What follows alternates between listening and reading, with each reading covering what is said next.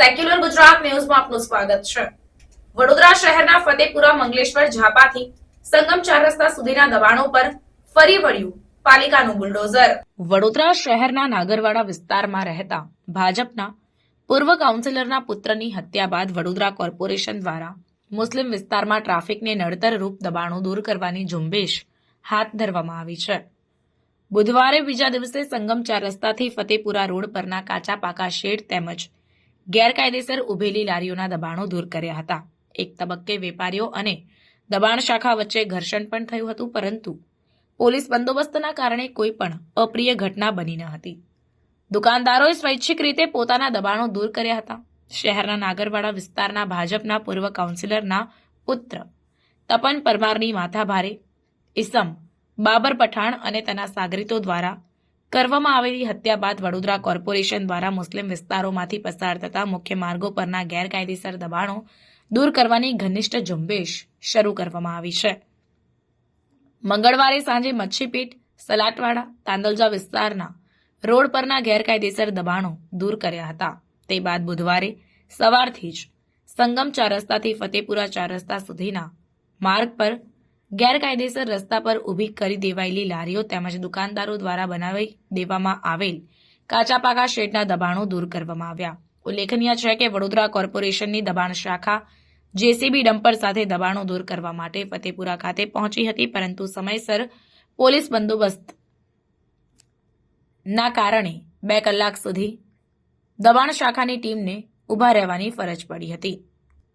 Police બંદોબસ્ત મળ્યા બાદ શાખાની ટીમ દ્વારા કામગીરી હાથ ધરવામાં આવી હતી। જો કે તે પૂર્વે રોડ પરની લારીઓના માલિકો તેમજ દુકાનદારો દ્વારા પાલિકાની દબાણ શાખાને રજૂઆત કરતા જણાવ્યું હતું કે માત્ર મુસ્લિમ વિસ્તારને ટાર્ગેટ બનાવવામાં આવી રહ્યા છે।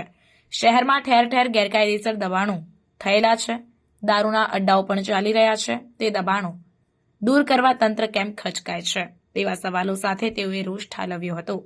જો કે તે જ વેપારીઓએ સ્વૈચ્છિક રીતે પોતાના શેડના દબાણો દૂર કરવાની શરૂઆત કરી હતી। પોલીસ બંદોબસ્ત હોવાના કારણે કોઈ અપ્રિય ઘટના બની ન હતી અને શાંતિપૂર્ણ રીતે રસ્તા પરના દબાણો દૂર કરવાની કાર્યવાહી ચાલી હતી। ફતેપુરા મંગલેશ્વર ઝાપાથી લઈને સંગમ 4 રસ્તા સુધીના વિસ્તારમાંથી 8 ટ્રક ભરીને લારી ગલ્લા સહિતનો સામાન જપ્ત કરવામાં આવ્યો। 8 શેડ તોડી પાડવામાં આવ્યા। મંગળવારે પણ નાગરવાડા અને સલાટવાડા વિસ્તારમાંથી 10 ટ્રક ભરીને સામાન તેમજ 8 ટુ વ્હીલર અને 3 કાર કબજે કરવામાં આવી હતી। શહેરના અનેક વિસ્તારોમાં માથાભારે તત્વો દ્વારા દબાણો ઊભા કરાયેલા છે, પરંતુ પાલિકાની હપ્તાખોરીના કારણે આ દબાણો દૂર કરાતા નથી। દબાણો દૂર કરીને પાલિકા અને પોલીસ લોકોનું ધ્યાન ભટકાવવાનો પ્રયાસ કરી રહ્યું હોવાની ચર્ચાઓએ પણ જોર પકડ્યું છે। રિપોર્ટર આરિફ સૈયદ સાથે cameraman Ibrahim Taiyadiwala, secular Gujarat news, Vadodara. Karibag police station के लिए मच्छी रोड तरफ जता आगे डाबी बाजू लालजी कुईनो भाग છે ત્યાં અત્યારે હાલ ઓપરેશન ચાલુ છે। કારીબાગ પોલીસ સ્ટેશનનો સ્ટાફ, ઓલ ઓફિસર્સ તેમનો staff, senior department, TP department, commercial ડિપાર્ટમેન્ટની ટીમ અને દબાણ શાખાની 2 ટીમ સાથે રાખી હાલ હંગામી દબાણો લારી ગલ્લા, બંગાર વાહનો, 2 વ્હીલર, 3 વ્હીલર તેને જમા લીધેલ, 3 ટ્રક જેટલો સામાન જમા લીધો છે। હાલ કાર્યવાહી ચાલુ છે।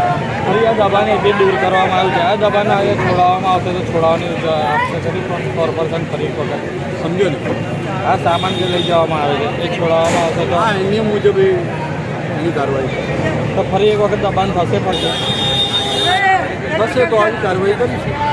ના થાય એની તકેદારીના ભાગરૂપે બધા ડિપાર્ટમેન્ટનો પ્રયત્ન છે। તરીકે હું encroachment involve officer Rajesh Mehta, incharge. હાલમાં લાલજી કુઈની અંદર કામગીરી વોર્ડ નંબર 7ના વિસ્તારમાં આવે છે, તેના હંગામી દબાણો દૂર કરવાની કામગીરી ચાલી છે। શું કરવામાં આવે છે?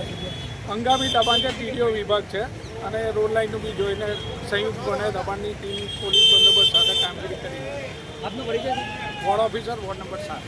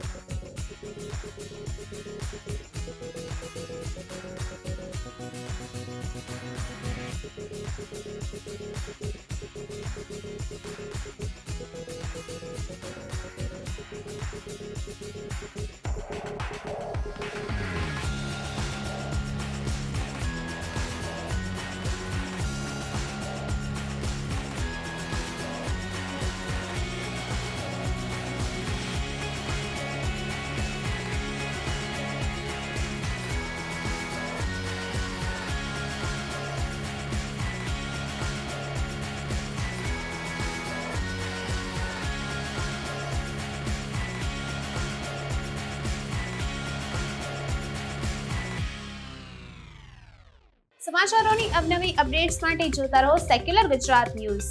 સાથે સેક્યુલર ગુજરાત ન્યૂઝ ચેનલને લાઇક, શેર અને સબસ્ક્રાઇબ કરો અને બેલ આઇકોન દબાવીને સમાચારોની ઝડપી માહિતી મેળવો.